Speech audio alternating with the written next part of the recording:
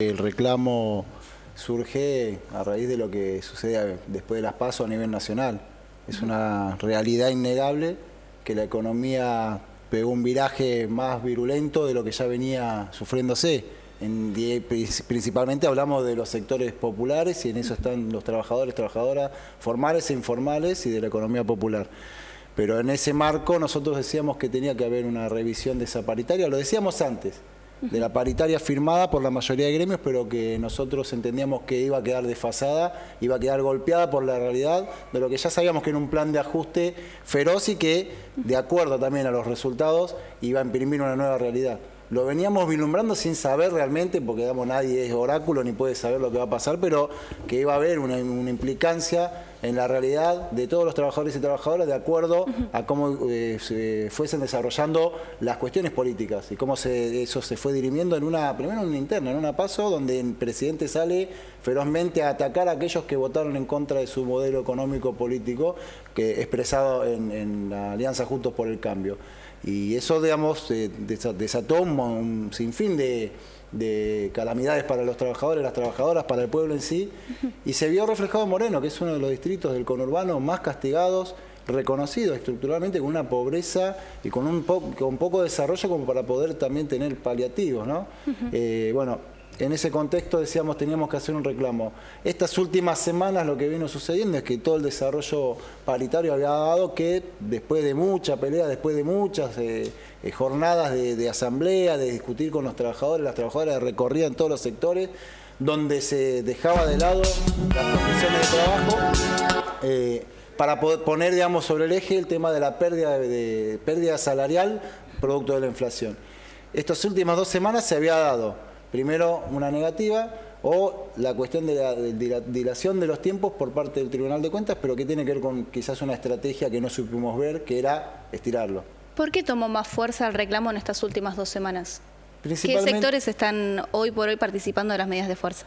Creo que hay que buscar el punto álgido que ha sido el momento donde se firmó el acuerdo ya salarial de los 2 tramos de 7,5, pese a seguir teniendo el ojo del Tribunal de Cuentas, que es el factor externo a la paritaria que decide poner como uno de los árbitros el gobierno municipal, en este caso, digamos, que encabeza Walter Festa. Ahí aparece algo que creo que fue un error que cometieron, porque esa acta que hace referencia a Cravero, que manifiesta de nuevo una voluntad de las entidades gremiales, por lo que él marcó acertadamente, que es el contexto nacional, que es el artículo 2 que dice, queda sujeto este acuerdo paritario a la aprobación del Tribunal de Cuentas. De no ser efectiva, no existe. Ese fue para mí un error, porque ahí se ubicó Festa, a partir del dinero que no entraba o que entraba, y porque ustedes pusieron el gancho. Y esto empezó a tener un vuelo que ya excede lo salarial. Acá ya interviene la política porque Mariel Fernández le responde a Festa, Festa a Fernández, de nuevo Fernández a Festa y por Facebook. Mientras en el Consejo Deliberante o en la puerta está la olla y escuchan los trabajadores o quien mira el programa, ¿cuándo voy a cobrar? Ya no el 7,5%, ¿cuándo cobro? Entonces, hay algo que debe aparecer no como moderación, sino por dónde se sale, porque queda un mes, ¿no? Sí. Mire que ya no estamos hablando ni de nación ni de provincia, que antes decíamos, ¿cómo hacemos? Es Moreno. Sí, igual eso creo que todos los actores políticos y digamos desde la estructura nacional hacia los municipios hay una realidad. Sí. El pacto de responsabilidad fiscal tiene que ver con el plan de ajuste que pergeña Macri y que inclusive habría que revisar que el incumplimiento viene por parte del gobierno nacional cuando hace la quita y reducción de lo que viene por impuesto de grabados de IVA y de ingresos brutos. Que eso le afecta a las provincias en reducción de caja, para decirlo así, reducción de dinero, y también afecta por añadidura a los municipios. El municipio de Moreno en solamente desde agosto a diciembre va a dejar de percibir por esas vías 30 millones de pesos, dicho por Mauro ese Tano. Argumento puede, que lo dijo Tano, va a decir, mire, compañeros municipales, les quiero pagar, pero no tengo. Entonces es como un cuello de botella que a un mes quiere ser desatado, y lo que yo he visto, y ustedes más todavía, es que lejos de encontrar un punto de equilibrio entre el intendente que se va y el intendente que llega, uno es Marco Peña, el método de de Festa, y Festa dice, Fernández, controle a ATE porque ATE es suyo.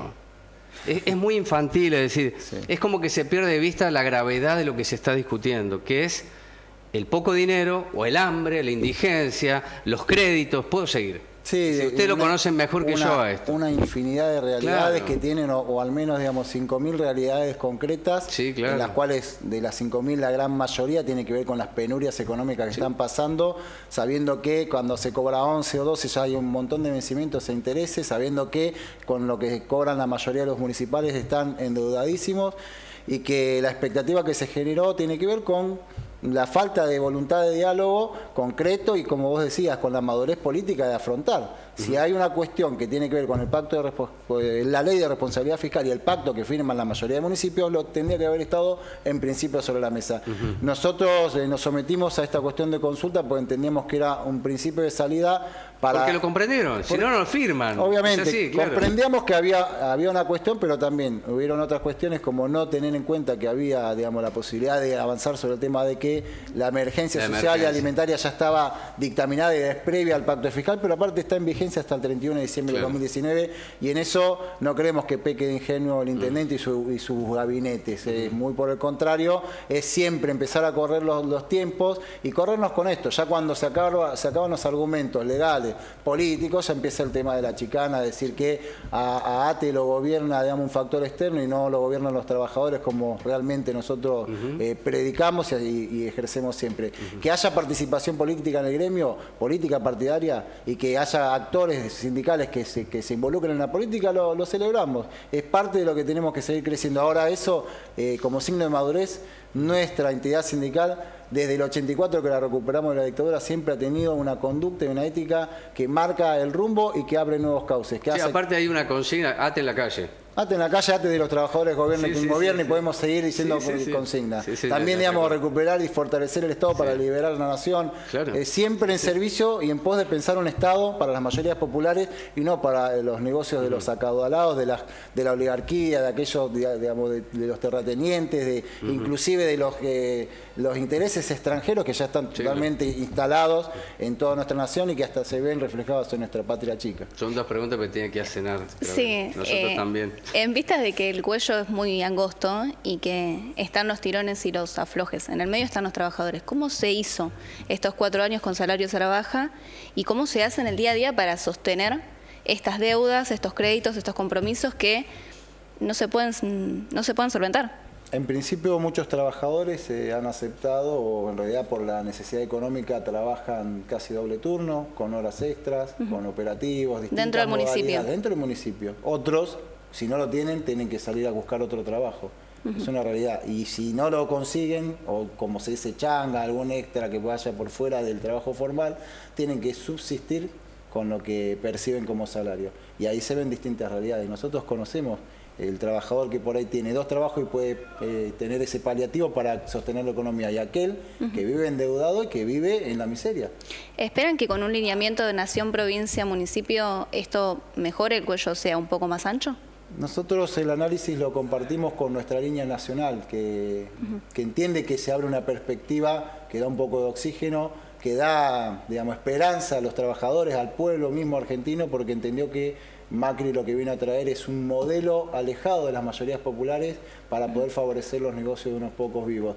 Pero en ese contexto aparte no solamente es hacer políticas antipopulares, sino que generar un Estado pergeñado para los negocios, pero que eso genera pobreza, genera más hambre, más miseria, genera vaciamiento de las políticas públicas, que es lo que son destinatarios las mayorías.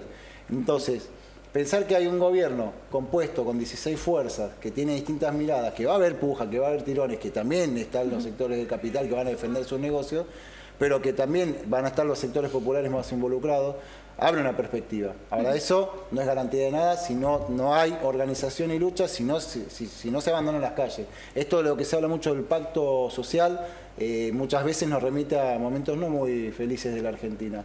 Hay que tener mucho cuidado, digo, con el tema de la palabra pacto social. Creo que no hay que generar ningún pacto si no se atienden las primeras necesidades y si las primeras medidas de gobierno no van en ese sentido. Si no se atiende el tema del hambre como una de las primeras medidas, si no se atiende el tema de los despidos en el Estado y en los privados como otras medidas, si no se atiende un poco la agenda de los sectores, de las mayorías populares, entonces, digamos, no hay posibilidad de avanzar en un pacto social. Esta última pregunta, comparto, esta última pregunta debería hacerla si estuviesen aquí todas las entidades gremiales, pero como estás vos, ¿por qué los otros gremios no están en la puerta de la municipalidad si es el mismo reclamo, la misma naturaleza y el mismo padecimiento? Aunque sea en un minuto, ¿por qué? Bueno, eso... el señor intendente Walter Festa, en una comunicación telefónica el día lunes o martes, ya no recuerdo, de esta semana, te reprochaba esa pregunta, pero a la inversa. Decía, ¿cómo puede ser que sea el único gremio que esté manifestándose así, que atente contra la posibilidad de cobrar? Primero reflexionar, si en 2 o 3 medidas donde se dice que cortamos las cajas, que cosa que no es verdad, sino que manifestamos en la puerta del municipio, se puede poner en riesgo 245 millones, 215 millones de pesos, digo, entonces el neto, no el neto, bueno, pero por ejemplo 170 millones de pesos pondría en juego. Habrá una reflexión, no se recauda por ventanilla o por caja dentro de la municipalidad tanto dinero. Esa es la primera. La otra es qué es lo que nos está pasando a las distintas entidades, las responsabilidades. Y en eso nos hacemos cargo también de lo que nos pueda caber a nosotros. En el diálogo que tenemos que tener para poder manifestar intereses concretos de los trabajadores y las trabajadoras.